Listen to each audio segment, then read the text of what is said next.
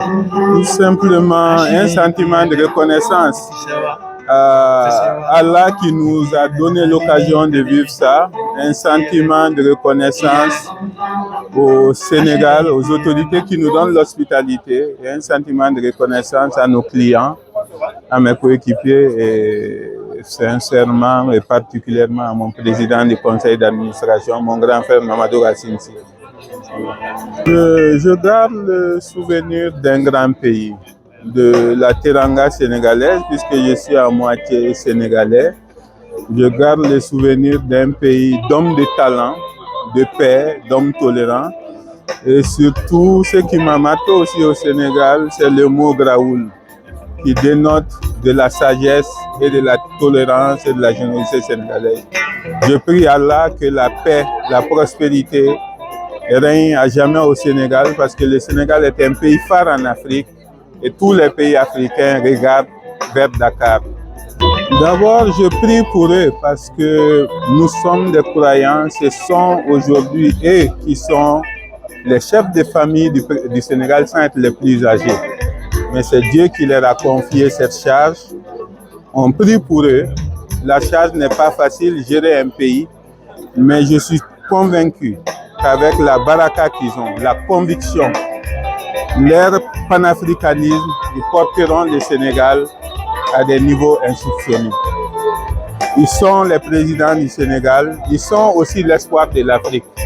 Donc je crois à une Afrique émergente et chacun de nous, dans nos différentes missions, on a le devoir de porter le flambeau de l'Afrique et ce flambeau sera porté très haut, Inch'Allah. J'ai l'occasion de travailler au siège et membre du conseil du comité de direction. Donc c'est l'organe dirigeant du siège. En toute humilité, je vais apporter ma contribution, ma conviction africaine. Je resterai moi-même et je ferai en sorte que l'intérêt de l'Afrique soit préservé et que mon entreprise aujourd'hui, qui est une entreprise internationale, donne la priorité absolue à l'Afrique dans un business win-win. Et aussi en faisant en sorte qu'on ait beaucoup de talents africains, parce que les jeunes africains aujourd'hui sont les leviers de notre développement. Partout où je serai, je vais les aider pour qu'il y ait plusieurs Mohamed Diop. Il ne faut pas être une oasis au milieu du désert.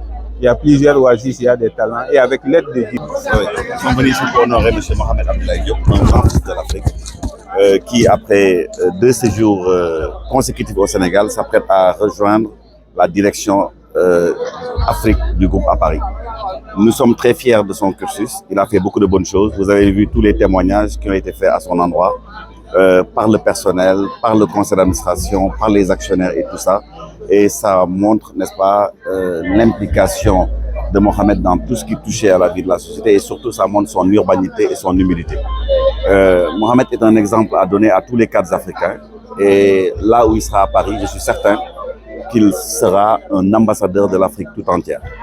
Nous lui renouvelons notre affection et nous savons que là où il est, il gardera toujours un œil attentif sur tout ce qui passe dans le continent, et que de là où il est également, il fera tout son possible pour que l'Afrique, c'est la nouvelle Afrique émergente, soit une réalité. Vraiment, si je tenais à lui rendre un hommage particulier, Mohamed a toujours été pour moi un jeune frère affectueux, attachant, et vraiment, je prie pour que Dieu toujours le puisse combler de ses bienfaits, lui, et son épouse et ses enfants. Voilà, voilà le témoignage que je